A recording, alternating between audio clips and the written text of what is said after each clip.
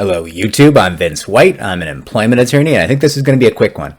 We have a YouTube username DP, posted this question 10 hours ago on our video from a month ago entitled, How long does an EEOC investigation typically last? And DP asked, question, why would an employer fail to provide a position statement when a charge has been filed with the EEOC /NERC NERC for unlawful termination?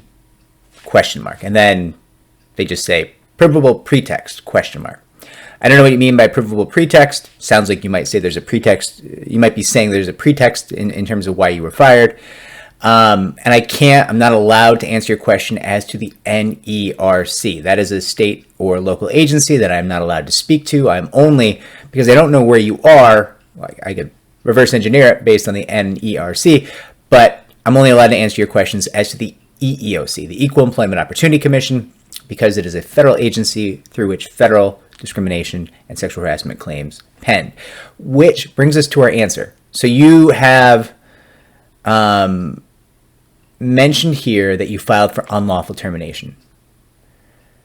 Speaking only for the EEOC would say, what's that? Why do we care about that? Because that's not what the EEOC deals with. The EEOC deals with workplace discrimination and workplace sexual harassment.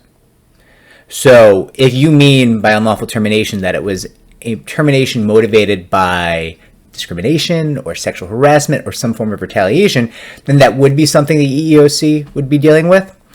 But, and this is big, if you file just unlawful termination, if you just go to the EEOC and you say, I was unlawfully terminated, they're going to be like, oh, sorry, bro.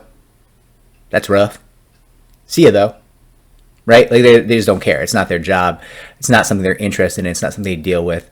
From the EEOC's perspective, almost everyone is an at-will employee, meaning you can be terminated for any non-discriminatory reason or no reason at all, right?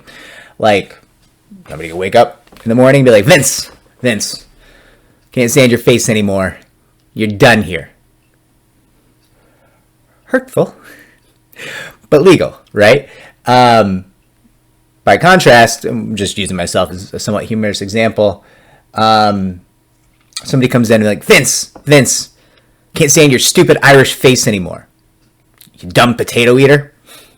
Well, now we've ventured into the realm of national origin discrimination, right?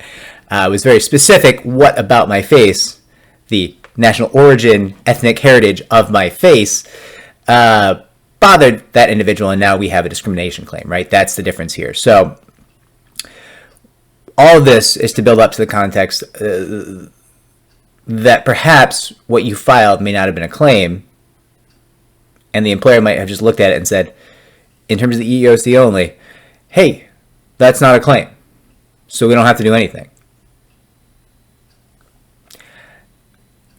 I hope that's not what's going on here, but if it is, you should look at amending your claim, truthfully, honestly, to see if you can add something that is actually a viable cause of action there. Now, I don't know that's what's happening. I'm just saying, based on the way you worded your question, that is my concern. The second thing I'll say is this. Sometimes employers just bury their head in the sand. This happens, right? There's definitely employers who default in investigations. There's employers who don't hire attorneys. There's employers who don't take the time to defend themselves. And that's a good thing, right? That means your case is going to go really smoothly and unopposed.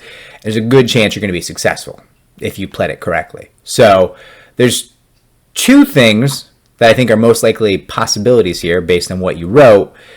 And I've kind of touched on both of those. I hope it's the second. I hope it's just that your employer is so terrified of your claim that they don't know how to deal with it and they didn't hire an attorney and they're morons and they're going to pay you lots of money. I hope that's the case. If that's not the case, if you did fail to plead a cause of action, you're going to want to amend to include an actual cause of action for the EEOC. And again, I apologize. I'm not allowed to answer your question as to the NERC.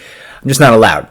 If you want me to be allowed, you could have a word with your state elected officials and have them lean on your local bar association and let them know that their bar rules are archaic.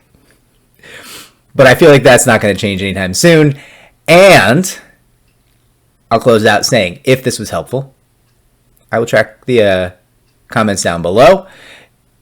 If it wasn't helpful, clarify for me and I will give you further answers. If it was helpful, like and subscribe. Helps me to help more people just like you.